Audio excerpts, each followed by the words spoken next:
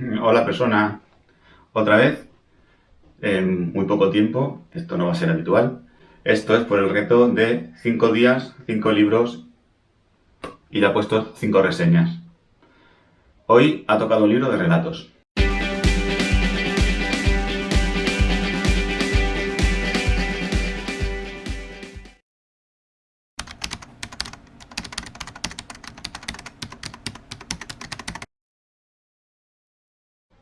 Psique, de Andrea Cedones, un libro de relatos peculiar. Andrea es psicóloga, está ahí preparándose el PIR, de caña. Y bueno, a finales de 2017 sacó este relatario con círculo rojo, autoeditado con círculo rojo, que además quedó finalista de los premios Círculo Rojo 2018.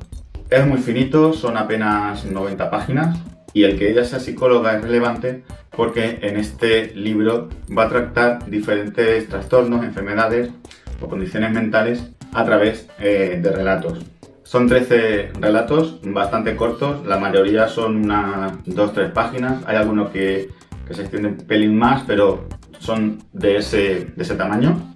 Y además no lo oculta, no hace pues ese juego que sí se puede ver en algún otro tipo de relatos, de no decir de qué enfermedad o de qué está hablando, como que para que se adivine un poco según va avanzando la narración. De hecho, justo debajo del título aparece directamente el trastorno al que hace alusión el relato en concreto.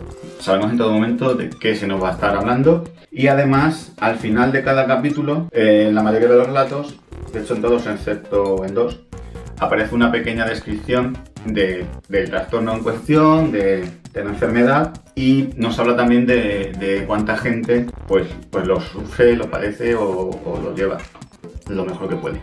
También pues para que nos hagamos una idea de cuántas personas viven con esto en su día a día.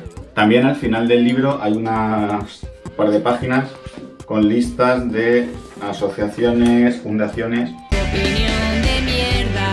En cuanto a lo literario en sí, pues como en todo libro de relato, hay cierta variedad de calidad.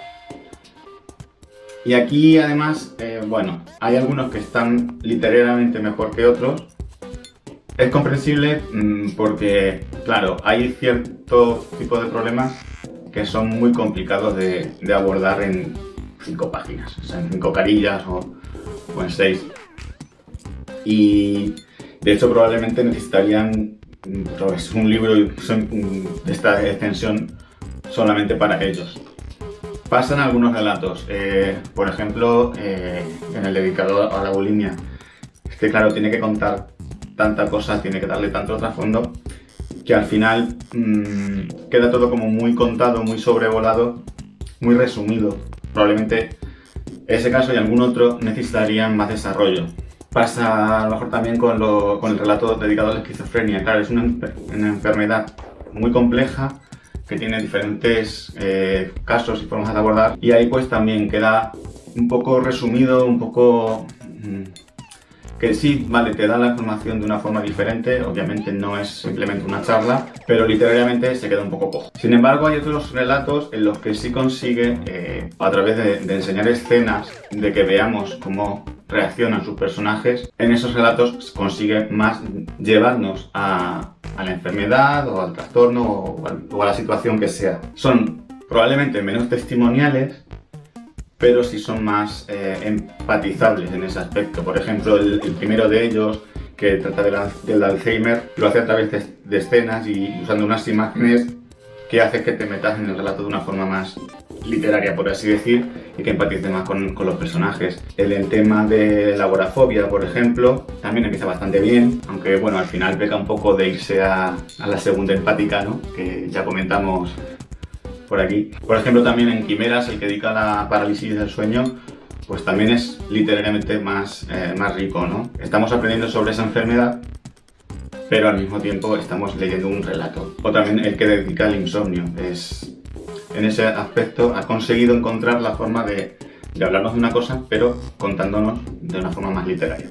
En otros, el texto pues queda más algo testimonial puede que tenga a lo mejor menos valor literario, ¿no? Se puede decir esta barbaridad, pero a nivel de testimonio y a nivel de comprender ese tipo de situaciones, pues sí que lo consigue y sí que transmite, ¿no?, lo que es vivir esas situaciones.